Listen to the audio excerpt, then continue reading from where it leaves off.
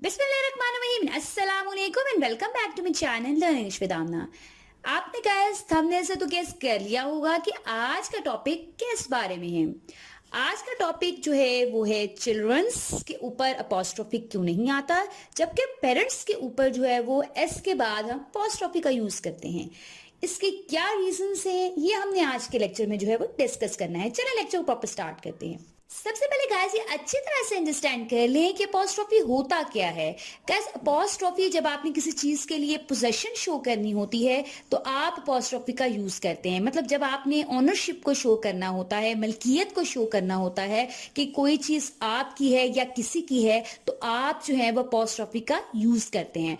For example मैं कहती हूं अलीज बुक, ठीक है, यानी ये अली की बुक है, ठीक है, ये अली की किताब है, ठीक है। तो यहां पर मैं शो कर रही हूं पोजेशन को कि ये अली की बुक है, ठीक है। यहां पर मैंने यूज किया अपॉस्ट्रोफी एस का। फाइन गाइस, ये बात तो आपको अच्छी तरह से मालूम होगी कि चाइल्ड एक बच्चे को कहते हैं। जब हम एक से ज्यादा बच्चों की बात करते हैं तो हम चिल्ड्रन वर्ड यूज करते हैं, यानी चाइल्ड हो गया एक बच्चा। जब हम प्लुरल बनाते हैं, जमा बनाते हैं, तो चिल्ड्रन वर्ड यूज किया जाता है। हम चिल्ड्रंस यूज नहीं करते, हम एस के बगैर लिखते हैं, हम बोलते हैं चिल्ड्रन। फाइन, आई थिंक ये आपको अच्छी तरह से मालूम होगा। अब बात यह है जो हमारा आज का टॉपिक है कि हम चिल्ड्रंस के बाद एस के ऊपर अपॉस्ट्रोफी का यूज क्यों नहीं करते, जबकि हम पेरेंट्स में जो है वो एस के ऊपर अपॉस्ट्रोफी का यूज करते हैं। इसकी वजह मैं आपको बता देती हूँ, गौर से सुनिए। Guys, if the plural form of the noun doesn't end in S, put an apostrophe plus S. Fine, याद रखिएगा कि अगर किसी नाउन की जब हम प्लुरल बनाते हैं, जमा बनाते हैं, उसके एंड पर अगर जमा बनाते हुए, प्लुरल बनाते हुए अगर एस ना आए तो आपने क्या करना है, आपने अपॉस्ट्रोफी एस का यूज करना है। फाइन, मैं दोबारा बताती चलूं कि अगर कोई नाउन उसके एंड पर जो है वो एस जो है वो नहीं आए तो आपने जो है वो अपॉस्ट्रोफी एस का यूज करना है। मैं एग्जांपल्स के थ्रू आपको समझाती हूं। आपने वर्ड सुना होगा मैन। मैन जो है वो एक आदमी को बोलते हैं। जब हम इसके प्लुरल बनाते हैं तो एस नहीं लगाते, यानी मैन मैंस नहीं होता। एक से ज्यादा आदमियों की बात करते हैं तो आप बोलते हैं मेन, MEN, मेन, ठीक है।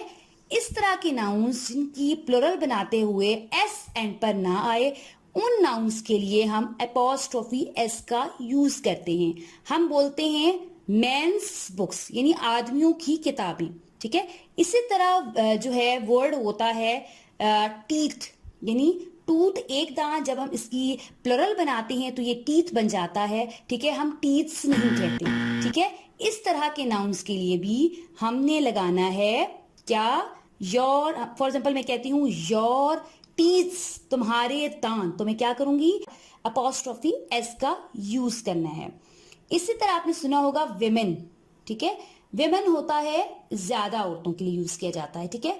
वुमेन जो होता है वो एक औरत होती है। जब हम ज्यादा की बात करते हैं तो हम विमेन कहते हैं, जो कि जिसके स्पेलिंग्स होते हैं WOMEN, ठीक है। इसमें भी हम क्या करेंगे कि इसके एंड पर जब हमने इसको प्लुरल में कन्वर्ट किया तो इसके एंड पर भी एस नहीं आया, यानी वुमेन्स नहीं आता, ठीक है। तो हमने इस तरह के नाउन्स के लिए जिनके जब हम प्लुरल बनाते हैं उनके एंड पर एस नहीं आता, तो उनके लिए हम क्या करेंगे, ऊपर लगाएंगे अपॉस्ट्रोफी और साथ में लिख लेंगे एस।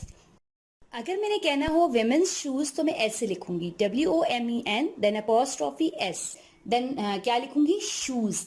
आई थिंक आपको अच्छी तरह से समझ आ चुकी होगी ये बात। गाइस, यहाँ पर मैं एक छोटी सी बात को जो है वो ऐड करना चाहूंगी कि अगर आपने चिल्ड्रंस बुक्स लिखना है, ठीक है, आपने अपॉस्ट्रोफी का यूज करना है, तो आप इस तरह से यूज कर सकते हैं। आप लिखेंगे चिल्ड्रन देन अपॉस्ट्रोफी एस, ठीक है, ये ग्रामेटिकली करेक्ट है। आपने ऐसे नहीं लिखना चिल्ड्रंस देन अपॉस्ट्रोफी एंड पर यूज नहीं करना, ये ग्रामेटिकली करेक्ट नहीं है। आपने अपॉस्ट्रोफी एस का यूज करना है अगर आपने पोजेशन शो करनी हो। फाइन गाइस, अब ये बात आपको खुद ही क्लियर हो चुकी होगी कि पेरेंट्स वर्ड जो होता है इसके आगे अपॉस्ट्रोफी क्यों आता है। मैं फिर भी समझा देती हूँ आपको। आपको मालूम होगा कि पेरेंट वर्ड जो है वो हम सिंगल के लिए यूज करते हैं।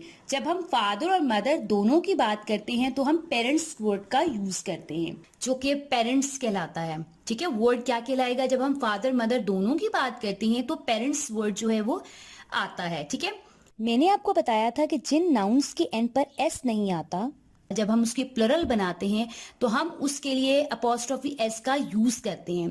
तो जो वर्ड पेरेंट्स है, ठीक है, वो प्लरल होता है। ठीक है, तो इसलिए हम जब अगर पोजेशन शो करनी हो तो हम यूज करेंगे वर्ड पेरेंट्स। ठीक है, एस के ऊपर जो है वो अपोस्ट्रोफी का यूज करेंगे। आई थिंक आपको आज का लेक्चर बहुत इंटरेस्टिंग लगा होगा और यूजफुल लगा होगा। अगर मेरी वीडियो से आज आपने कुछ ना कुछ लर्न किया है तो प्लीज जो है वो आप आगे शेयर कीजिए, ताकि नॉलेज को ज्यादा से ज्यादा स्प्रेड किया जा सके। और लास्ट में आपका थैंक यू कहूंगी कि आपने मेरी वीडियो के लिए टाइम निकाला।